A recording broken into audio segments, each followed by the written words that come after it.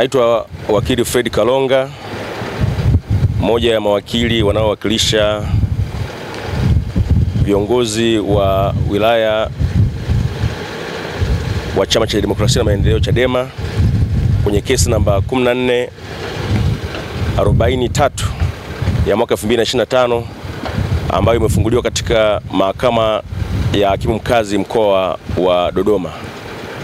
Shauri hilo leo lilipangwa kwa ajili ya kusikilizwa, na upande wa jamhuri ulikuwa na shahidi mmoja na sisi tulikuwa tayari kuendelea, lakini shauri hilo limeahirishwa kwa sababu Mheshimiwa Zabibu Mpangule, hakimu mkazi mfawidhi, amepangiwa majukumu mengine kwa maana ya kusikiliza mashauri ya mauaji.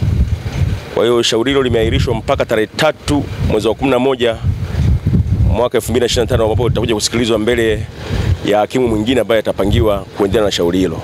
Majina anaitwa Francisco Musa, ni katibu wa Chadema mkoa wa Dodoma.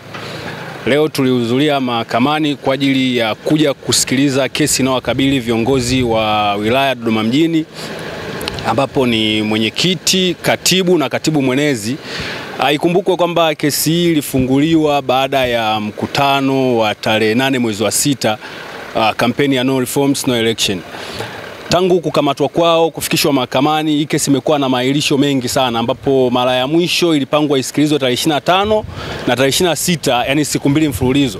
Lakini kwa bahati mbaya ilisikilizwa tarehe 25 kwa shahidi mmoja kutoa ushahidi, na baada ya hapo iliahirishwa mpaka tarehe 7, ikaahirishwa tena mpaka leo tarehe 15, lakini pia kwa bahati mbaya zaidi imeahirishwa tena mpaka tarehe 3 mwezi wa 11 kwa ajili ya kuja kutajwa tena, ambapo hakimu aliyokuwa akisikiliza kesi hii amepangiwa majukumu mengine. Kwa hiyo nitoe rai yangu au maombi yangu kwa wananchi, kwa wanachama wa mkoa wa Dodoma, hasa wanachama na wakazi wa wilaya ya Dodoma mjini, tuendelee kujitokeza kwa wingi kwa ajili ya kuwatia moyo wenzetu, lakini pia kwa ajili ya kuonesha solidarity sisi kama chama cha siasa.